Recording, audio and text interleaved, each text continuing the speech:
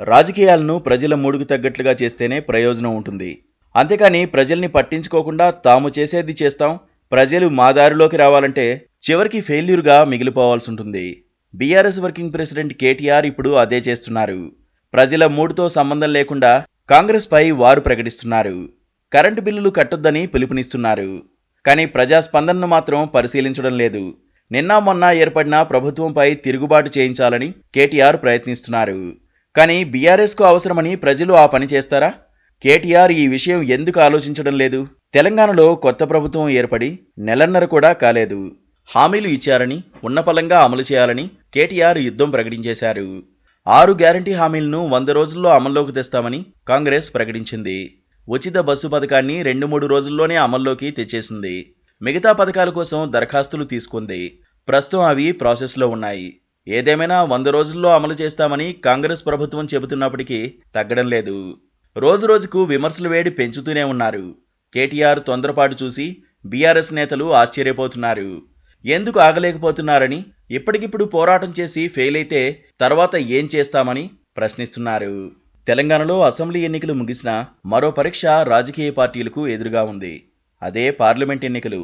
జమిలీ ఎన్నికలు వద్దనుకున్న కేసీఆర్ గతంలో 6 నెలల ముందుగా అసెంబ్లీ ఎన్నికలకు వెళ్లారు. ఇప్పుడు అదే పెద్ద సమస్యగా మారింది. అసెంబ్లీ ఎన్నికల్లో ఓడిపోయిన వెంటనే పార్లమెంట్ ఎన్నికలు ఎదుర్కోవాల్సి వస్తోంది. గతం కంటే బీజేపీ మెరుగ్గా ఉంది. జాతీయ స్థాయి అంశాలపై ఓటింగ్ జరగడం ఖాయంగా మారింది. తెలంగాణ అంశాలు వెనుకబడిపోతున్నాయి. 2018లో అసెంబ్లీ ఎన్నికల్లో గెలిచినప్పటికీ పార్లమెంట్ ఎన్నికలు వచ్చేసరికి జాతీయ అంశాలపై ఓటింగ్ జరగడంతో బీజేపీ 4 సీట్లు గెలుచుకుంది. కాంగ్రెస్ కూడా 3 సీట్లు గెలుచుకుంది. బీఆర్ఎస్ 9 సీట్లకు పరిమితమైంది. ఈసారి అధికారంలో లేదు. అప్పటికన్నా బీజేపీ ఇప్పుడు బలంగా కనిపిస్తోంది. 8 మంది ఎమ్మెల్యేలు ఇప్పుడు బీజేపీకి ఉన్నారు. కాంగ్రెస్ అధికారంలో ఉంది. 2 జాతీయ పార్టీల మధ్య బీఆర్ఎస్ తన పోరాటాన్ని కొనసాగించడం అంత తేలిక కాదు. అసలు బీఆర్ఎస్ ప్రస్తావన లేకుండా కాంగ్రెస్ వర్సెస్ బీజేపీ అన్నట్లుగా పోలింగ్ సాగితే బీఆర్ఎస్ ఘోరమైన ఫలితాన్ని చూడాల్సి వస్తుంది. అసెంబ్లీ ఎన్నికల్లో ఓడిపోయినందుకే స్థానిక కేడర్ కాంగ్రెస్ బాట పడుతున్నారు. మున్సిపాలిటీలు, స్థానిక సంస్థల్లో ఉన్న కేడర్ అంతా కాంగ్రెస్ వైపు పరుగులు పెడుతున్నారు. వారిని ఆపడం బీఆర్ఎస్ పెద్దలకు సాధ్యం కావడం లేదు. రేపు పార్లమెంట్ ఎన్నికల్లో గత ఎన్నికల్లో సాధించిన సీట్లైనా సాధించకపోతే బీఆర్ఎస్ పార్టీని ఫోర్స్గా నడపడం సాధ్యం కాదు. వలసలు పెరిగిపోతాయి. కాంగ్రెస్, బీజేపీ పార్టీలు బీఆర్ఎస్ నేతల్ని పంచుకునే ప్రమాదం ఉంది.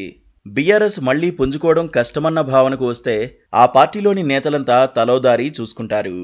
అందుకే ఇప్పుడు లోక్సభ ఎన్నికల్లో ఖచ్చితంగా మెరుగైన ఫలితాల్ని సాధించాల్సిన అవసరం ఏర్పడింది. అందుకే సమయం కూడా ఇవ్వకుండా కాంగ్రెస్ ప్రభుత్వంపై బీఆర్ఎస్ పోరాటం ప్రారంభించింది అన్న వాదన వినిపిస్తోంది. అప్పుడేనా అని కాంగ్రెస్ పార్టీ నుంచి, ప్రజల నుంచి కూడా అభిప్రాయాలు వ్యక్తమవుతున్నా బీఆర్ఎస్ మాత్రం తగ్గకూడదని డిసైడ్ అయింది. 30 యూట్యూబ్ ఛానళ్లు ఉంటే గెలిచేవాళ్లమని కేటీఆర్ అనుకున్నట్లుగా ఈసారి పార్లమెంట్ ఎన్నికల్లో ఆ తప్పు జరగకూడదని పెద్ద ఎత్తున యూట్యూబ్ ఛానళ్లను రంగంలోకి దించుతున్నారని రాజకీయ వర్గాలు చెబుతున్నాయి. సోషల్ మీడియా ఇన్ఫ్లుయెన్సర్స్ని కూడా రంగంలోకి దించుతున్నారు. ముందు ముందు బీఆర్ఎస్ కార్యకర్తల్ని రోడ్లపైకి ఎక్కించే కార్యక్రమం కూడా ఉంటుందని చెబుతున్నారు. పార్లమెంట్ ఎన్నికలకు మరో నెలన్నరలో షెడ్యూల్ వచ్చే అవకాశం ఉంది. ఆ తర్వాత మొదటి విడతలోనే ఎన్నికలు జరుగుతాయి. అంటే ఎలా చూసినా 2 నెలల సమయం ఉంది. కాంగ్రెస్కు 100 రోజుల సమయం ఇస్తే ఆలోపు లోక్సభ ఎన్నికలు పూర్తయిపోతాయి. ఆ తర్వాత చేయగలిగిందేమీ ఉండదు. అందుకే బీఆర్ఎస్ తొందరపడుతోంది. బీఆర్ఎస్ ఇప్పుడే కాంగ్రెస్పై పోరాటం చేయడానికి, ఆ పార్టీపై వ్యతిరేకత ఉందని చెప్పడానికి ప్రయత్నించేందుకు తొందరపడ్డానికి మరో కారణం కూడా ఉంది. పార్లమెంట్ ఎన్నికల్లో కాంగ్రెస్ 10 కన్నా తక్కువ లోక్సభ సీట్లు సాధిస్తే ప్రజామోదం కోల్పోయిందని ఆపరేషన్ ఆకర్ష్ ప్రయోగించి ప్రభుత్వాన్ని మార్చవచ్చన్న ఆలోచన కూడా బీఆర్ఎస్కు ఉందని అంటున్నారు. బీజేపీ సహకారంతో ఇలాంటివి ఇతర ప్రభుత్వాల్లో జరిగాయి. అందుకే కాంగ్రెస్ను వీలైనంత తక్కువ స్థానాలకు పరిమితం చేయాలని అప్పుడే యుద్ధం ప్రారంభించారని అంటున్నారు. కానీ ఏ ప్రభుత్వానికైనా సమయం ఇవ్వాలని ప్రజలు అనుకుంటారు. ఇప్పుడు వారి మూడు తిరుగుబాటు దిశగా లేదు. దానికి ఇంకా సమయం ఉంటుంది. ఇప్పుడు బీఆర్ఎస్ పిలుపులు ఫెయిల్ అయితే వాటి ప్రభావం తర్వాత రోజుల్లో ఉంటుంది. అసలు ప్రజలు పట్టించుకోవడం మానేస్తారు.